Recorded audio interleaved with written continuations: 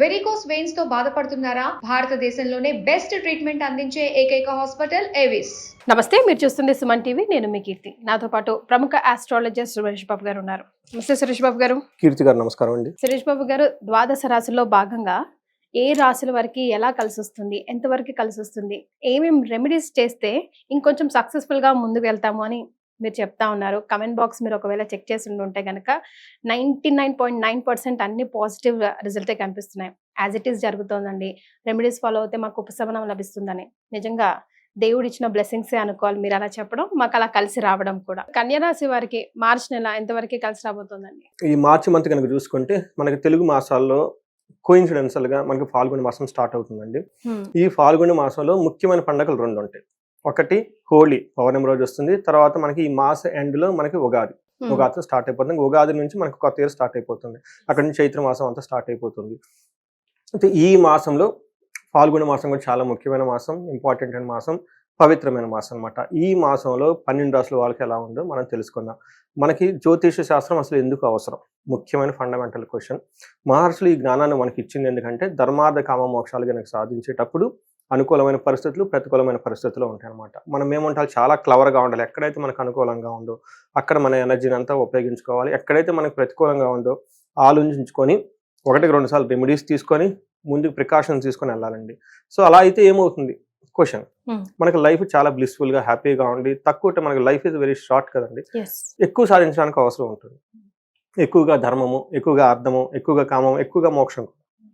తక్కువ టైంలో అన్ని మనం చేసుకుంటూ వెళ్ళిపోతాం. ఎక్కడైతే ప్రతికూలంగా ఉంటుందో 1,00,000 రూపాయలు సంపాదించడానికి 10 ఏళ్ళు పట్టవచ్చు, అసలు సంపాదించకపోవచ్చు. కరెక్ట్గా కనుక చేసుకుంటే వెరీ ఎవ్రీడే 1,00,000 రావచ్చాము.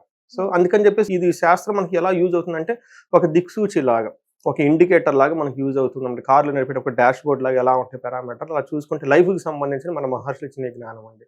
దీన్ని వాడి ప్రతి ఒక్కళ్ళు ఎంతో శోభాయమానంగా అష్టైశ్వర్యాలతో భోగభాగ్యాలతో లైఫ్ అనేది బ్లిస్ఫుల్గా హ్యాపీగా జీవించాలని చెప్పేసి మనం కోరుకుంటూ ఈ మాసంలో 12 రాసుల వరకు ఎలా ఉందో చూద్దాం. సో కన్యా రాశి వాళ్ళు కొంచెం కేర్ఫుల్గా ఉండాల్సిన మంత్. ఓకే, కొంచెం అంటే భయపడాల్సిన మంత్ కాదు, జాగ్రత్తగా ఉండాల్సిన మంత్ అని చెప్పాలి. ఫస్ట్ ఇందులో మనకి నక్షత్రాలు ఉత్తర 2, 3, 4 పాదాలు, హస్త 1, 2, 3, 4 పాదాలు, చిత్త 1, 2 పాదాలు అంతా కన్యా రాశిలో ఉంటారు. తర్వాత ఇందులో పేరు బలం కనుక మనం చూసుకుంటే టో, పా, పీ, పు, షం, నా, టా, పే, పో, ఈ అక్షరాలు మోరార్లెస్ ఇదే సౌండ్ తో ఉన్న వాళ్ళంతా మనకి కన్యా రాశి కింద వస్తారు. తర్వాత మనకి గ్రహాల యొక్క స్థితిని బట్టి మనం కనుక చూసుకుంటే కన్యా రాశి వాళ్ళకి 7th హౌస్ లో 4, వీళ్ళకి ఆపోజిట్ ఎగ్జాక్ట్ గా 4 గ్రహాలు ఉన్నాయి. అందులో రాహు, తర్వాత దాంతో పాటు సూర్యుడు మే 14 వెళ్తూ ఉన్నారు, బుధుడు అక్కడే ఉన్నారు, శుక్రుడు అక్కడే ఉన్నారండి. కుజుడు మాత్రం వీళ్ళకి 10th హౌస్ లో ఉన్నారనమాట. ఈ యొక్క ప్లానెట్ యొక్క స్థితిని బట్టి మనం కనుక చూసుకుంటే వీళ్ళకి ఎలా ఉండబోతుంది, లఘు గోచారం, సూక్ష్మ గోచారం అన్న కాన్సెప్ట్ ద్వారా వెరీ సూక్ష్మంగా బ్రీఫ్ గా మన హోల్ మంత్ ఎలా ఉందో తెలుసుకోవచ్చు. ఇందులో 14వ తారీఖు ముందు సూర్యుడు రాకముందు వీళ్ళకి శత్రునాశాంత అని చెప్తారనమాట. ఆ తర్వాత 14వ తారీఖు తర్వాత యాత్రాం, శుచం, విరోధం, యువత జన బాధ. ఇవి యాక్చువల్గా సంస్కృతంలో సూక్ష్మంగా చెప్పేస్తారు. దాని యొక్క మీనింగ్ ఏంటంటే 14వ తారీఖు వరకు శత్రువులు పైన వీళ్ళది పైచేయి అవుతుంది. తర్వాత 14వ తారీఖు తర్వాత యాత్రలు చేసే అవకాశం ఎక్కువగా ఉంటుంది. తర్వాత కొంచెం కుజుడు వీళ్ళకి 10th హౌస్ లో ఉండటం, తర్వాత ఉద్యోగం రిలేటెడ్ మ్యాటర్స్ లో కొంచెం బాధ కలిగే అవకాశాలు ఎక్కువగా ఉంటాయి.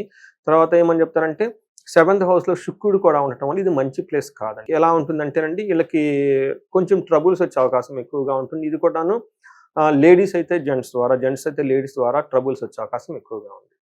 సో ఇది కొంచెం వీళ్ళు గమనించుకుంటే ఇంతే. ఎక్కువగా ప్రాబ్లం మనం డీటెయిల్డ్గా కనుక చూసుకుంటే గోచారం ప్రకారం సూర్యుడు 7th హౌస్ లో ఉండటం వల్ల ఫస్ట్ హౌస్ ను చూస్తూ ఉంటాం. ఈ 2 ప్లేస్లు కూడా అంత అనుకూలంగా ఉండవు. ఏ విధంగా అంటే సామంత జన విద్వేష దారాపేడ సుతామయం ఉత్సాహ భంగకారిణి గోచారస్తే సప్తమే రవి అని చెప్పి 7వ ఇంట్లో కనుక 7th సూర్యుడు ఉంటే ఏమవుతుంది అంటే సామంత జన విద్వేష అంటే తన వారితో, అంటే వాళ్ళ కింద పనిచేసే సబార్డినేట్స్ కానివ్వండి, తర్వాత వాళ్ళ కొలీగ్స్, ఎంప్లాయీస్ కానివ్వండి, లేదంటే మనకి ఇంట్లో మన మెయిడ్స్కు, అంటే వీళ్ళ కింద ఉండే వాళ్ళతో ఎక్కువగా ద్వేషం, ఏదో ఒక విషయం వీళ్ళు వాళ్ళని హేట్ చేస్తూ ఉంటారు. వీళ్ళే వాళ్ళని హేట్ చేస్తారు, వాళ్ళని హేట్ చేయటం. తర్వాత జన విద్వేష దారాపేడ సుతామయం అంటే స్పౌస్ కొంచెం హెల్త్ కాంప్లికేషన్స్ వచ్చేసే అవకాశం ఎక్కువగా ఉంటుంది. తద్వారా వీళ్ళు బాధపడతారు. ఓకే. రెండోది ఉత్సాహ భంగకారిణి అంటే ఉత్సాహంగా కలిగి వీళ్ళు ఏదైనా మంచి ఎనర్జెటిక్ ఏదైనా కనుక ప్రోగ్రామ్ పెట్టి చేద్దాము అది ఇది అనుకుంటే జనరల్గా వీళ్ళు యాత్రలు చేస్తారు. సో ఈ యాత్రలు వీళ్ళు పెద్ద పెద్ద ప్లాన్లు పెడితే వేరే వాళ్ళు వచ్చేసి వాటి మీద నీళ్లు చల్లేసి దాన్ని ఏమంటారు నిరుత్సాహపరిచే అవకాశాలు ఎక్కువగా ఉంటాయి. బట్ మీరు ధైర్యంగా ముందుకెళ్ళిపోతే చాలా బాగుంటుంది. టైర్డ్నెస్ వచ్చే అవకాశం ఎక్కువగా ఉంటుంది. హెల్త్ కాంప్లికేషన్స్ ఓవర్గా తిరగటం వల్ల వచ్చే అవకాశం ఎక్కువగా ఉంది. ఒక రకంగా చెప్పాలంటే మనం సింపుల్గా యాత్రలు చేస్తే బాగుండదు. కొంచెం ఇంటర్పర్సనల్ స్కిల్స్ గొప్ప పడకుండా ఉంటే బాగుంటుంది వీళ్ళు. తర్వాత మార్స్ 10th హౌస్లో ఉండటం వల్ల ఇది కూడా అంత పెద్ద యోగ్యతనిచ్చే పొజిషన్ కాదు. కొంచెం కుజుడి వ్యవహారం వీళ్ళు జాగ్రత్తగా ఉండాలి. ఎలా జాగ్రత్తగా ఉండాలంటే ఏమవుతుంది ఇది కూడాను చిన్న చిన్న ప్రాబ్లమ్స్ అండి, పెద్ద ప్రాబ్లమ్స్ అయితే కాదు. ఇందులో ఏమవుతుంది సదా సంచార ఉద్యోగం. ఎప్పుడు అప్పటిదాకా కూల్గా కూర్చొని జాబ్ చేస్తున్న వాళ్ళు సడన్గా వీళ్ళకి ఆ జాబ్లో లెగిసి అటు ఇటు తిరగటం, ఓకే బిజీగా వెళ్ళిపోవటము, ఆ జాబ్ రిలేటెడ్ సమ్ టెన్షన్ వచ్చేసి మనకేమో ఆగమేఘాల మీద ఉరుగులు బొరుగులు అంటారు, అలా జరిగే అవకాశం ఎక్కువగా ఉంటుంది. అంతేకాకుండా ఈ టైప్ సిచ్యువేషన్ వీళ్ళకి భోజనం దుర్బలం, టయానికి భోజనం చేయరు. తర్వాత ఏమవుతుందంటేనండి నిత్యం క్లేశం, టెన్షన్ గురించి ఎక్కువగా ఆలోచిస్తూ ఉండే అవకాశం ఎక్కువగా ఉంటుంది. ఇది ప్రొఫెషన్ రిలేటెడ్ మ్యాటర్స్లో ఎక్కువగా జరుగుతుందండి. తర్వాత వ్యాధి వచ్చేసి కొంచెం సపరేషన్, అంటే కొంచెం ప్రొఫెషనల్ మ్యాటర్స్లో ఎంప్లాయీస్తో కలగకపోవటం, లేదంటే మనకి ఎవరైనా సరే వాళ్ళ వృత్తిలో కొంచెం విభేదాలు వచ్చే అవకాశం ఎక్కువగా ఉంటుంది. ధనాన్ని కోల్పోయే అవకాశం ఉంటుంది. భయపడే అవకాశం సిచ్యువేషన్స్ వచ్చే అవకాశం ఎక్కువగా ఉంటుంది. ఈ రాశి వాళ్ళు ప్రొఫెషనల్ మ్యాటర్స్లో చాలా కేర్ఫుల్గా ఉండాలి. శుక్రుడు మళ్ళీ వీళ్ళకి 7th హౌస్లో ఉండటం కూడా ఇది కూడా అంత మంచి పొజిషన్ కాదు. సో ఒక రకంగా చెప్పాలంటే ఏమవుతుంది శుక్రుడు 1st హౌస్లో ఉండటం వల్ల ఏంటి ప్రాబ్లం ఏంటంటే కోపంగా ఉండే అవకాశం ఎక్కువగా ఉంటుంది. భీతిగా ఉండే అవకాశం ఎక్కువగా ఉంటుంది. ఏమంటారు కోపం స్తదా భీతి సర్వదా క్లేశ జీవనం స్త్రీ జాడ్యం మేహ రోగాది భృగో సప్తమే ఫలం అని చెప్తారు అనమాట. 7వ ఇంట్లో కనుక భృగు ఉంటే బీపీ షుగర్లు రావటం ఒకటి. ఆ తర్వాత మనకేమంటారు లేడీస్ అయితే జెంట్స్ అయితే లేడీస్తో ఎక్కడో ఒక చోట విభేదాలు వచ్చే అవకాశం ఎక్కువగా ఉంటుంది.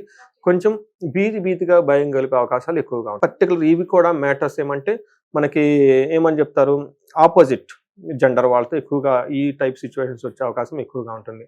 బట్ పాజిటివ్ న్యూస్ ఏమిటంటే లవ్ విషయంలో, రొమాన్స్ విషయంలో, ప్లేజర్స్ విషయంలో చాలా బాగుంటుంది. ఓకే, ఈ విషయంలో చాలా బాగుంటుంది.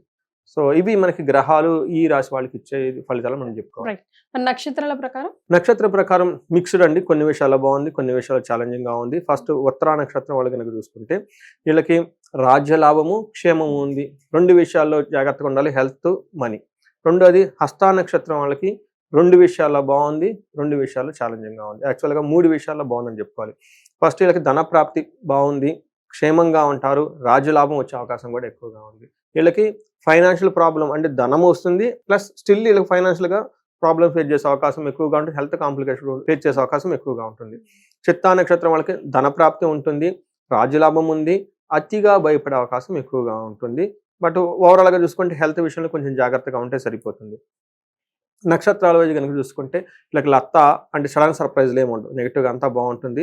ఉత్తర ఫాల్గునే వాళ్ళకి మాత్రం మైల్డ్గా ఫీవర్స్ వచ్చే అవకాశం ఎక్కువగా ఉంటుంది. అది కూడా ఫస్ట్ 1 వీక్ 10 డేస్ ఉండే అవకాశం ఎక్కువగా ఉంటుంది.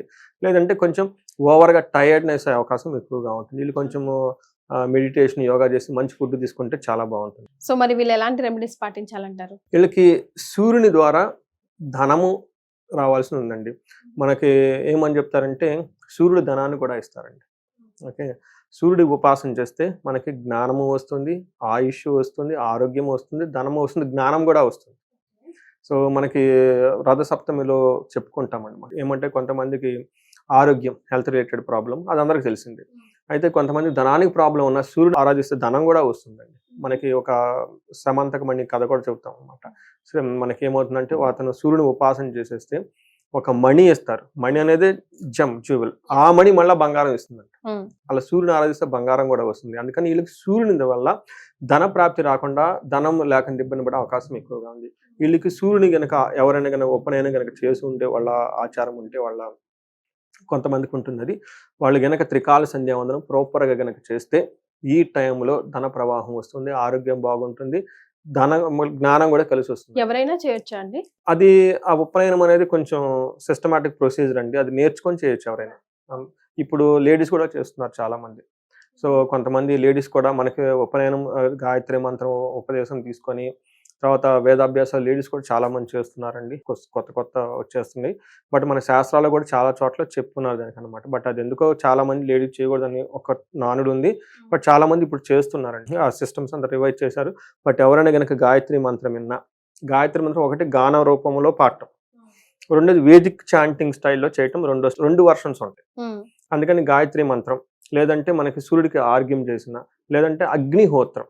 మనకున్న ఒక బెస్ట్ ఆఫ్ బెస్ట్ ఆచారం ఏంటంటే, సిస్టమ్ ఏంటంటే అగ్నిహోత్రం. అసలు డబ్బే ఖర్చు పెట్టకుండా ఓకే అత్యంత పవర్ఫుల్ అయిన హోమం అండి. ఓకే ఇంట్లో అగ్నికి చిన్న హోమగుండం తెచ్చేసుకొని అగ్నిహోత్రం కనుక నేర్చుకొని చేసుకోగలిగితే, అగైన్ అగ్నిహోత్రం లేడీస్ జెంట్స్ ఎవరైనా చేసుకోవచ్చు. చిన్నపిల్లలు కూడా చేసుకోవచ్చు, ముసలాళ్ళు కూడా చేసుకోవచ్చు. ఇవి కనుక చేసుకోగలిగితే అసలు చాలా బ్యూటిఫుల్ ప్రొసీజర్ అండి. నేను ఒక ఇంజనీరింగ్ కాలేజీలో నన్ను గెస్ట్గా పిలిచారు బెంగళూరులో. యాన్యువల్ న్యూ ఇయర్ డేకి చాలా మంది ఉంటారు కదండి. అక్కడ నేను Vedic culture and Vedic heritage ఒక సెషన్, ఇందులో ఈ అగ్నిహోత్రం గురించి చెప్తే అసలు అమేజింగ్ అండి. ఎంత రెస్పాన్స్. తర్వాత ఆ కాలేజ్ చైర్మన్ పెద్ద లెటర్ రాశారు నాకు. చాలా బాగా చెప్పారండి, ముందు చేసుకుందామండి అని. మాకు స్టూడెంట్స్ కూడా అందులో ఆ రోజు స్టూడెంట్స్తో పాటు పేరెంట్స్ కూడా కొంతమంది first day of college opening కదండి, చాలా బాగా మెచ్చుకున్నారని చెప్పండి. అందుకేమంటే we forgetness some of the golden practices. ఆ గోల్డెన్ ప్రాక్టీస్లో ఒకటి అగ్నిహోత్రం, రెండోది త్రికాల సంధ్యావందనం. ఎందుకంటే మనిషికి కావాల్సిన 4 ధర్మార్థ కామ మోక్షాలు ఈ రెండిట్లోనే ఉన్నాయి. రెండోది నేచర్కి ఎంతో బెనిఫిట్ అండి. మన అగ్నిహోత్రం చేసిన, లేదంటే ఉపనయనం చేసుకొని మనకి త్రికాల సంధ్యావందనం చేస్తారండి, వాళ్ళు దైవాంశ సంభూతులు అండి. మనకి ఏం చెప్తారంటే, ఇప్పుడు అన్ని ప్రొసీజర్లు దేవుడు మనకు కావాల్సిన ఇవ్వాలి అన్న యాంగిల్లో ఉంటుంది. బట్ త్రికాల సంధ్యావందనం చేస్తే మీరే దేవుళ్ళు అయిపోతారు. భగవత్ పాదులు అంటారు. అంటే ఏంటి, వాళ్ళ పాదం భగవంతుల పాదం ఎక్కువ. సో ఇవన్నీ చాలా ఉన్నాయండి. చాలా చూద్దాం. Like God given me opportunity, everything goes well. వాటిని మనకి తీసుకొచ్చి అందరికి చెప్పే విధంగా సింపుల్గా ఎక్స్ప్లెయిన్ చేసి, ఎడ్యుకేట్ చేసి, ఫైనల్గా ఏమంటేనండి, everybody should be bliss, happy. వాళ్ళ కొంచెం చిన్న ప్రాబ్లంతో బాధపడకూడదు. Life just ఎంజాయబుల్గా ముందుకెళ్ళిపోవాలి. మీ ఆ కోరిక అందరికీ వర్తిస్తుంది కాబట్టి చాలా సంతోషం అండి. ధన్యవాదాలు. ధన్యవాదాలు.